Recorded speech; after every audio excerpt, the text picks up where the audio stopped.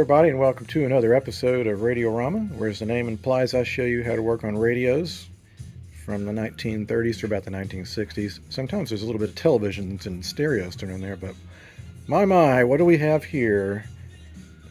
Well, we have a 1938 Westinghouse Model 636-A.X. And a lot of you American folks are probably looking at this being like, that doesn't look American to me. If you're thinking it looks kind of different, you're right, because it's a Canadian Westinghouse.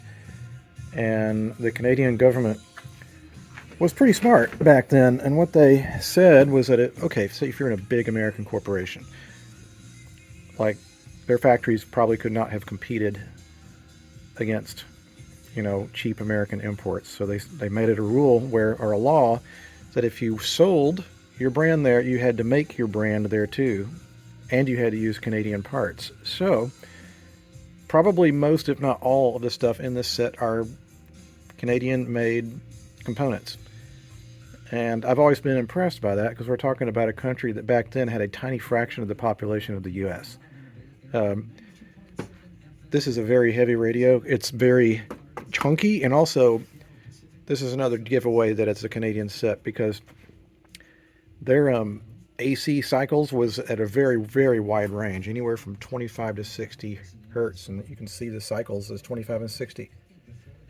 It is a 1, 2, 3, 4, 5. Is it just a 5-tube set?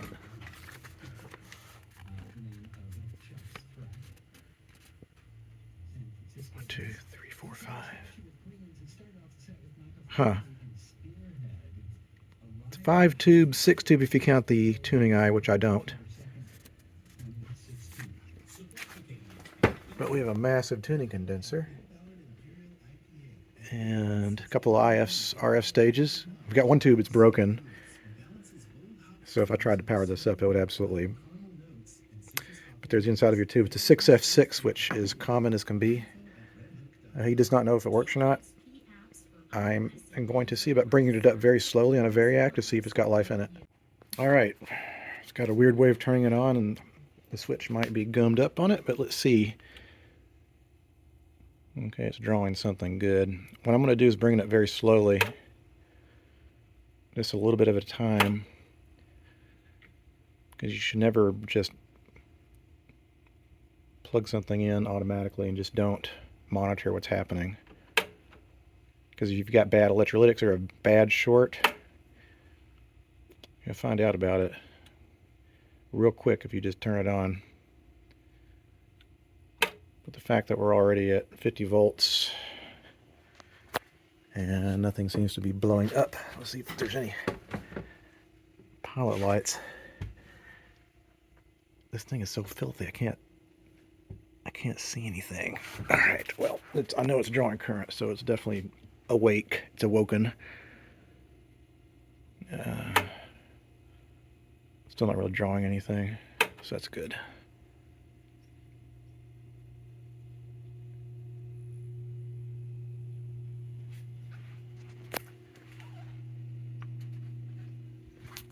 Okay, that's all I need to hear.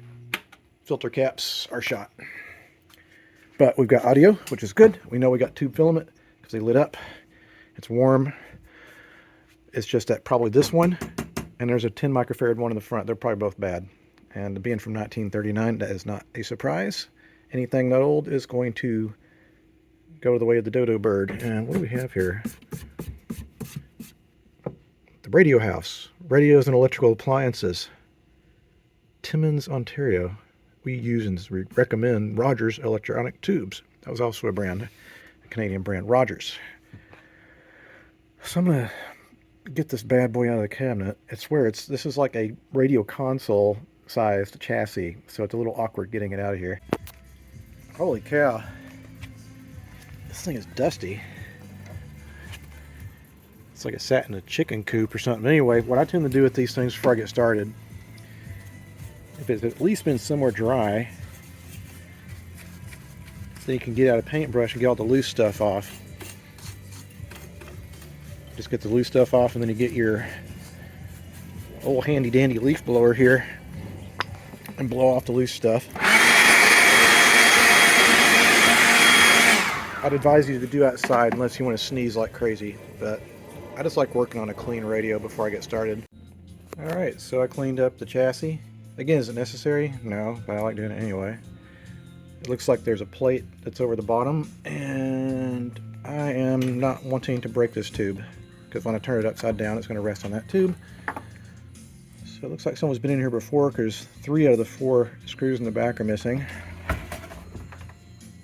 Wow. Out of all the 8 screws, 2 are holding the bottom on, which I guess is okay, because it's not critical. So I'm going to take those out and see what lurks underneath. Alright, so it's time to start with the electrolytics. And all the colors for the colored-coded wiring have faded to nothing. So I had to trace everything down via the schematic. And here they all are. It's a good clean schematic too. We've got 1, 2, 3, 4 electrolytics, and it looks like they all eventually make their way to, I take that back, I was about to say they make their way to chassis ground, but 3 of these don't. 3 of these are going through a bunch of resistors. Looks like a 30,000 ohm resistor to chassis ground, and then 1 that goes to chassis ground and then directly into the, well, connects indirectly to the speaker field coil, and then ties itself into the center tap of the power transformer. So I kind of deciphered all that and took a look at the chassis, and it looks like this capacitor is replacing, it's weird, I think what they did here,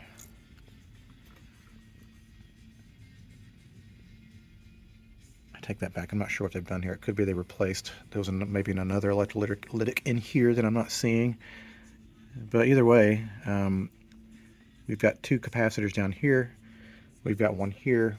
We've got this guy here. And then this low voltage one here. And so once we get all of these guys replaced, we can bring the set up and see if it's going to come to life.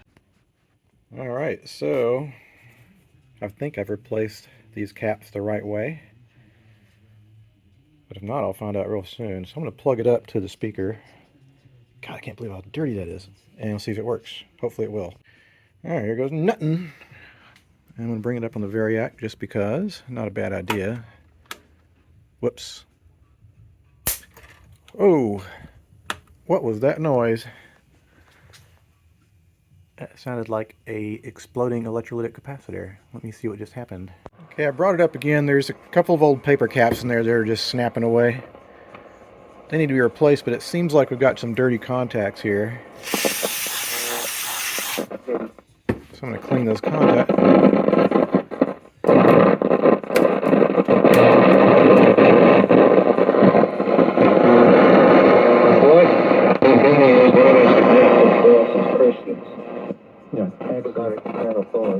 Excellent. Yeah. So I think what's really interesting is when you're looking at the crucifixion scene. All right, that's good. We got it to work, and I'm not going to leave it on very long because the fact that I had capacitors sparking away means that they are bad, and that's not good for anything.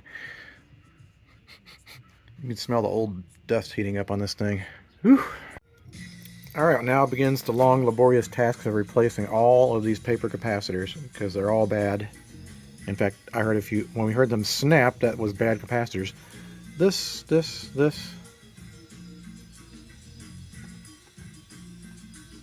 Ceramicon. Maybe I'll test those. Those might be okay. And then we have a bunch crammed down in here. There's this one and this one. It's really tight in here. And there's this one here, and there's 3 more here. So it's not horrible. It's just it's difficult to get at some of this stuff. And I'm going to be real careful around the wiring coming out of that power transformer. It seems like there's some cracking going on, and I do not want to cause any of that wiring insulation to come off. So be very careful when I'm hunting and pecking through there. Okay, well, after much trial and tribulation, I have replaced all the capacitors, including some that were really buried down in there. Some of these were ruptured open, but look at them. They're just like nasty little gooey capacitors. Before I do anything else, I'm going to make sure and clean the crap out of all these contacts. including that switch there, and also these volume controls and tone controls or whatever that is. And then we're going to plug it up again and see if it has any improvement in sound. Welcome to day 2, working on the Canadian Westinghouse, and I got a lot further yesterday than I thought I was going to. It's basically recapped, but there's some teething problems. However, I think I can resolve them. Let me show you what it's doing. If I turn it on full hilt,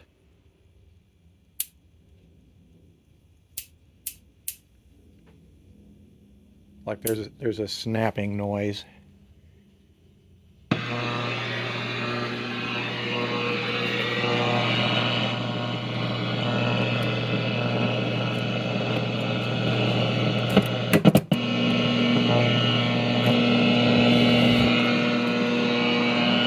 I'm not sure like what does what on these things.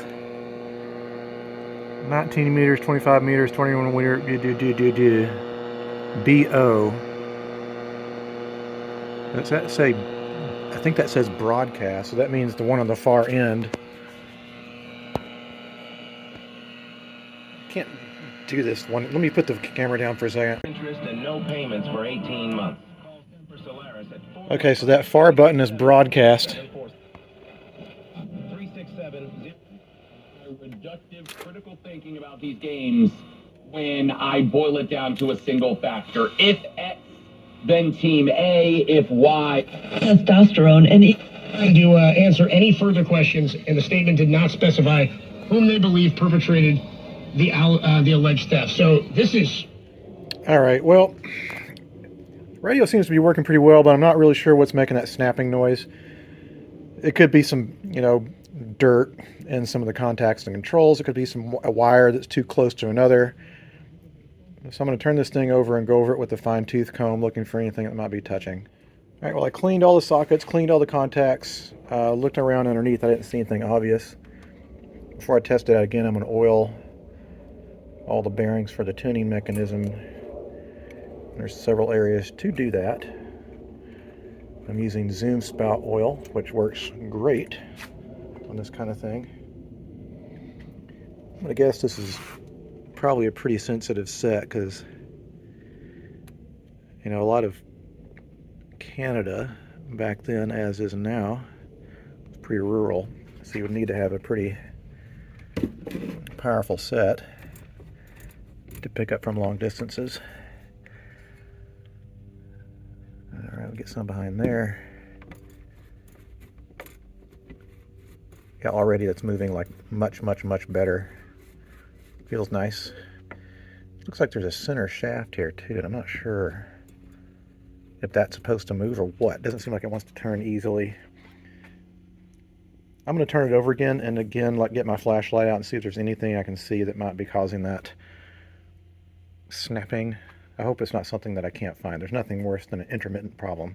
Okay, well, I cleaned all the contacts really well. Took all the tube sockets. Took all the tubes out of their sockets, cleaned their pins, cleaned their sockets, cleaned all the switches. Because, all it takes is just a little bit of debris and you can cause a short. Oftentimes it's little metallic cat whiskers. You need to make sure that the tube filaments are completely cooled off.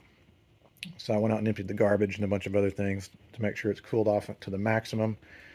And then we're going to go full hilt and listen for snap, crackle, and pops.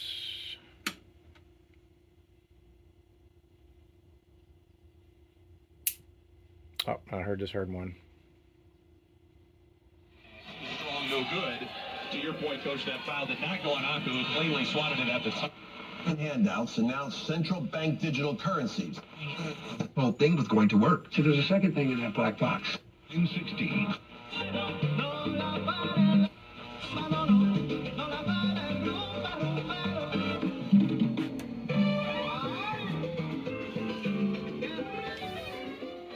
Something I do wonder about. It's got this weird on-off switch. Maybe it just needs to be worked back and forth a bunch, because I could totally see cat whiskers getting down in there.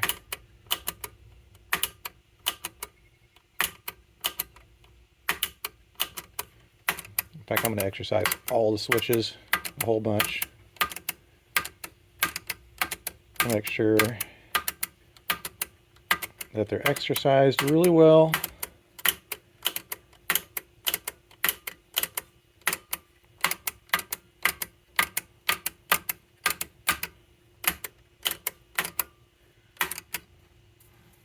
And again, I'll probably have to wait a few minutes to test it again. I think I'm going to get out my flashlight. I might even retouch some of these solder joints that I made.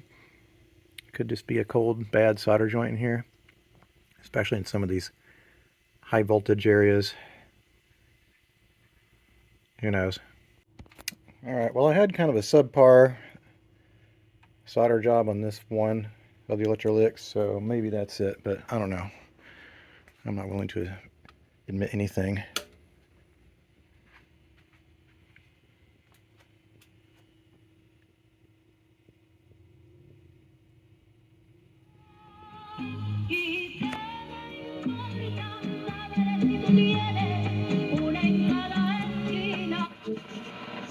The White House added that women's health prebiotic stimulation and guarantee. And right now, you can get a free. Children get into. Turning time is always fun, never disappoints, and they're always right. And one of the reasons it doesn't disappoint is Grab something good. And no interest for a year. For results. Our stories is more important. En cualquier parte del planeta Tierra. Pakistan, the federal. Good, good. What's your take, Alan? All right. Okay, and what I wanted to say was, I think we're getting in better shape. That said, I want to make sure that it does max cool down. It takes like 20 or 30 minutes for the tubes to completely cool off. In the meantime, it is time to start working on the cabinet, which has seen better days. We're not going to refinish it. I don't know why I'm using third-person language because I'm the only person working on it. But anyway, it's a little tired looking. And I'm trying to see, do these buttons come out?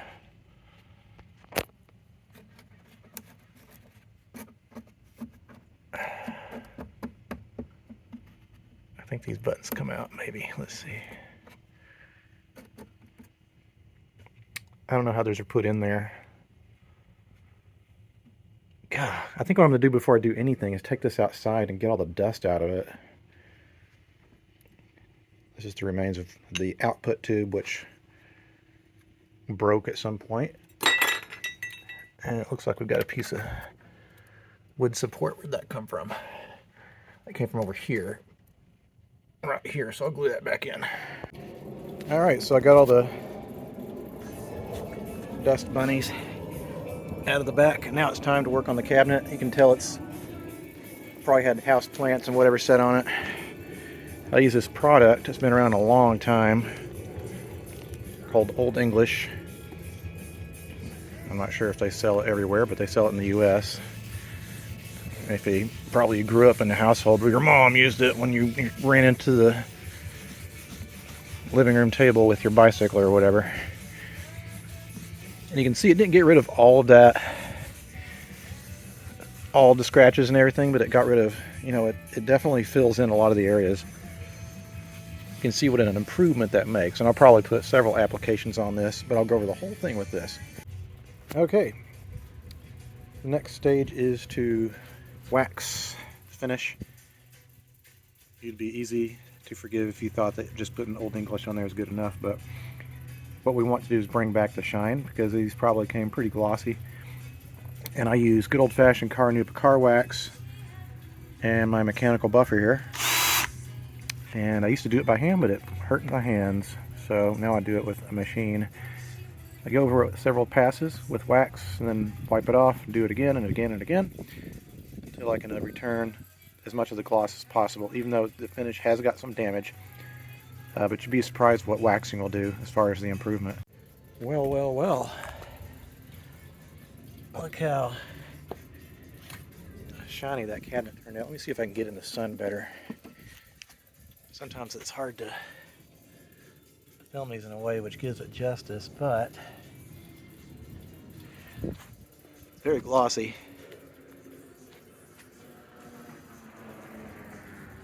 unfortunately the top, I did clean most of it up, but it's got some wear.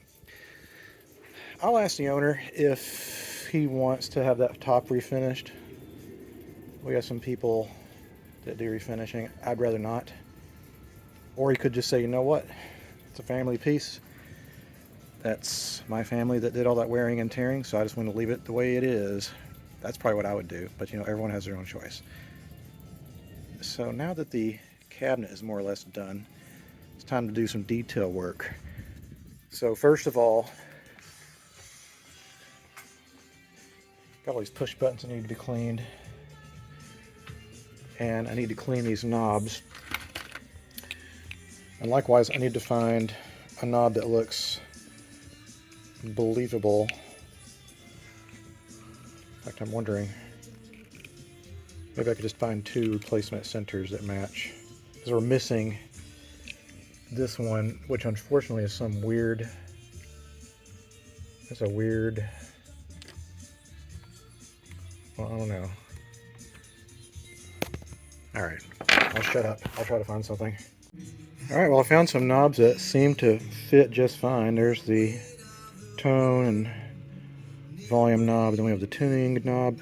I'm going to, of course, give the owner the remaining original. Maybe he can go on a forum or something and find an actual original, but, you know, this is in the US, so it would probably have to be mailed from Canada. Again, it's his call. I'll let him know about it. I think this will look good because there are some kind of like trim accents on the piece that are kind of brassy, so I think these little brights here will look nice. Well, I was able to trace the wiring and alligator clips and stuff until I figure out which connection was which. Can't play too much of that because Google's getting smart. They'll ping me, even though all it means is I don't get any money. Even though I don't get any money from this channel anyway. I mean, maybe I do. It's probably like less than 50 cents over the last 3 years or something. I don't know. I don't give a damn about that stuff. But now that we've gotten that figured out, I'm going to mark the wires so when I reinstall everything, I will know which goes which. Nobody else but you. You caught my eye, and I've got a feeling I'm falling. Show me the ring and I'll jump right through. I used to travel single all weekend to mingle all night. All right. Now I'm a tingle all. She's working well. Let's take the Bluetooth off. They're passing bills without any consideration There we for go. black constituents. Raw almonds may go to bed, and maybe toasted almonds. Too much sunlight shining on the dial. Let me turn it around. There we go. Like 6 a.m. Eastern right here on ESPN Radio. Idolatry. 2 insights each week that will help you put things in order and keep them in order. Don't miss Plan Your Estate Radio. How do I say I can't afford an expensive family vacation? I originally... Well, the tuning knot is a little bit crooked, but I can easily adjust that. But that does it for this episode. I'll be excited / interested to see what the owner of this thinks. You know, I always enjoy restoring family heirlooms because it means a lot more to people versus just another old radio. All right, guys, thanks so much for watching. Until the next time a radio comes across the workbench, I'll see you guys later. Bye.